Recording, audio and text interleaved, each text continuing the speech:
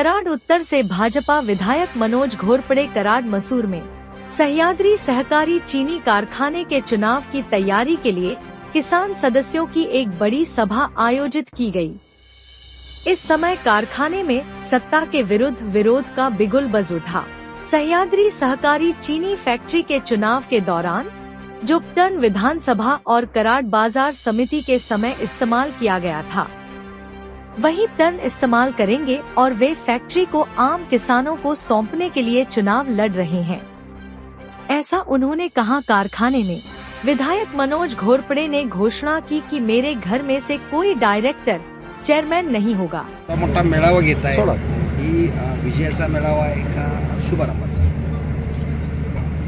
खरं तर आज मी आदरणीय महाराष्ट्राचे शिल्पकार यशवंतरावजी चव्हाण साहेबांच्या समाधीवर आपण मंडळींनीच मला विचारलं होतं की आज आपण आमदार झालात, एका शेतकऱ्याच्या मुलाला या ठिकाणी कराड उत्तरचं आमदार कराड उत्तरच्या जनतेनं केलं, परंतु सह्याद्री सहकारी साखर कारखान्याच्या बाबतीत आपली भूमिका काय?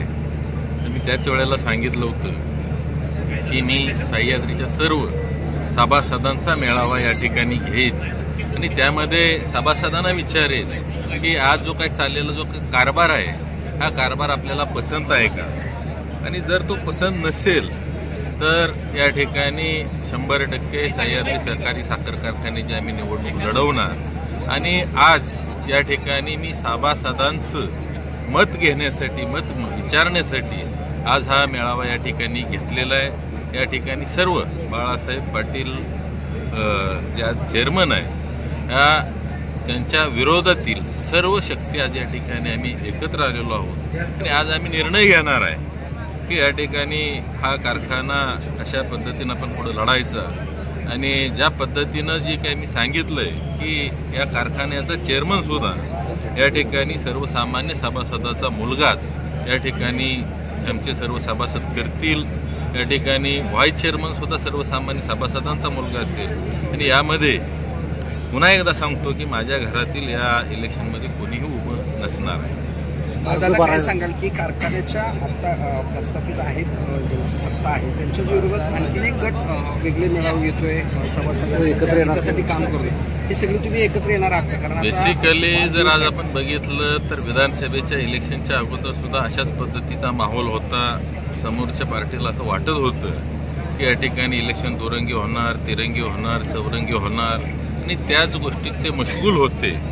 आज सुद्धा कारखान्याला आम्ही ज्यावेळेला पुढे जाऊ त्यावेळेला सगळे एकत्र येऊन या ठिकाणी ताकदीनं समोर जाऊ आणि 100% जे आत्ताच्या चेअरमन आहे त्यांना 100% माझी चेअरमन करू। ज्या पद्धतीनं आमदारांना माझी आमदार केलेलं आहे त्याच पद्धतीची स्ट्रॅटेजी या ठिकाणी असणार आहे। आज या ठिकाणी मी जिथं सभा घेतली या ठिकाणी आदरणीय योगीजींची सभा झाली होती आणि इथं विजयाचं हे ग्राउंड आहे आणि ह्या ग्राउंडवरच आज आम्ही हा मेळावा घेतोय, त्यामुळं 100% विजय आमचाच असणार। कराड बाजार समितीचंच पॅटर्न दिसणार का आणि अर्ज कधी भरणार? कराड बाजार समितीचाच पॅटर्न दिसणार। आता 3 ते 5 तारीख आता फक्त राहिलेले 3 दिवस अर्ज भरण्याची, येणाऱ्या 3-5 दिवसामध्ये आम्ही ते नियोजन केलेलं आहे।